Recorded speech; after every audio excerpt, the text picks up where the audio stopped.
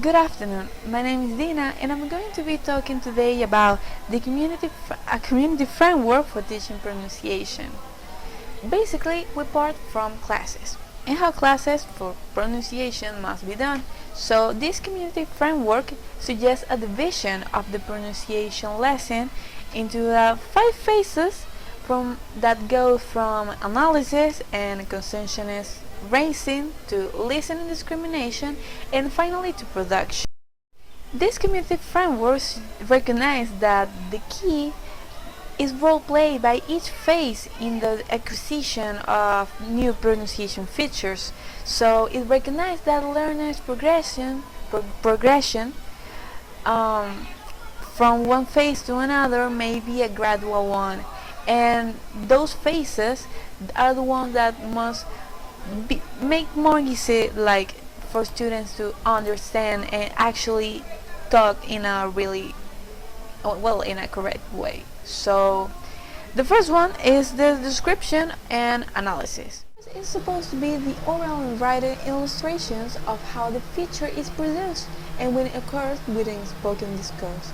As we can see here in the example, we are literally explaining the whole composition of the mouth and how this work and how this is supposed to be seen in classes, because students need consciously attend or notice linguistic features, so the awareness on the part of the learner is really important in these cases, because we're supposed to introduce new pronunciation features by calling learners' attention to associate articulated features in general. So whether are vocal cords or vocal cords, but like they're vibrating or not, if there is some tenses or laxness and in the way we are discriminating in words. As we can see here in the example, we have S sound and Z sound.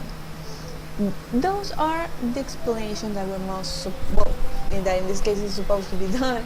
And as we can see here, we have that one of them, that is S, is voiceless, is actually pretty different from the other one. At the moment that we are discriminating, we have the teeth very close together and the front of the tongue touch the back of the lower teeth.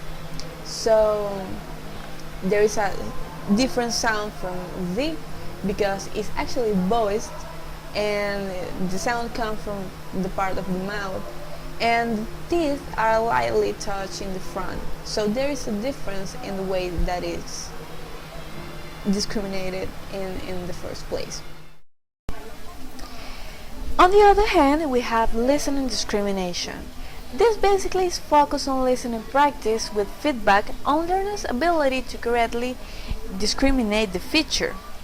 So in this case, as is known, in teaching pronunciation is held that the learner's ability to produce a sound in a second language is closely related to the ability to perceive the sound.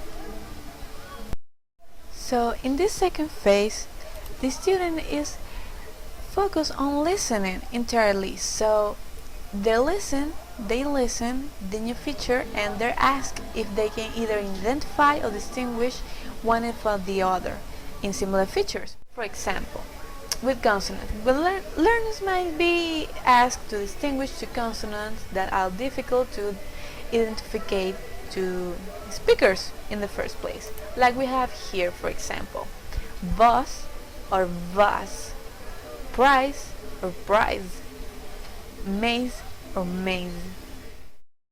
The third phase is controlled practice. This is actually based on oral reading of minimal percentages, short dialogues, or special attention paid to the highlighted feature in order to release learners' consciousness about the theme. So this practice is based on research evidence that drawing learners' attention to specific language features and having them consciously monitor their output for some features leads to improved performance in general. As we have here two examples. We have minimal pairs and tongue twister. The main reason of the use of these activities are the expression of the words in a correct way, so students can be involved on it. Like on minimal pairs, we have vent or vent, we have fan or van, so they can see the difference and they can notice how it is the correct way to express or discriminate words. It's the same example with tongue twisted, because they're supposed to be saying words the same way that is expressed on the activity, so students can relate or can practice on a full way that is actually working for them. In the fourth phase, we have guided practice. This is based on structured communication exercises such as information gap, activities, or cue dialogues, so that they can enable the learners to monitor for this specific feature. It's a great deal on classrooms because this task helps learners focus attention on forms while simultaneously attending the meaning of it, and push learners to increase their accuracy while beginning to automatize production of the feature in general. We have role plays, we have spaces where students can actually talk and use the attention of the time to learn. So in role plays, as we can see here in examples, students have the full attention committed to the play and to the words they have to say. So this basically is the perfect example of it. In the fifth phase, we have community practice. This practice is less structure influence building activities that require the learner to attend to both form and content of utterance. In these cases, learners encounter tasks that require them to use the newly acquired phonological feature in genuine exchanges of information. In community practice, learners encounter tasks that require them to use the newly acquired phonological feature in genuine exchanges of information, like it is essential that the pronunciation task be opened so that negotiation of meaning it really gets them.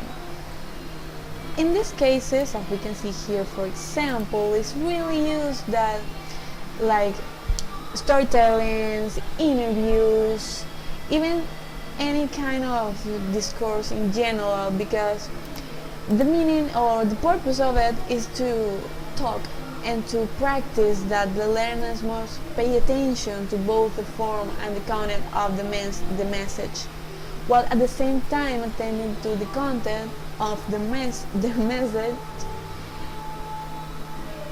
by marshalling their linguistic resource and to perform later in a correct way to them.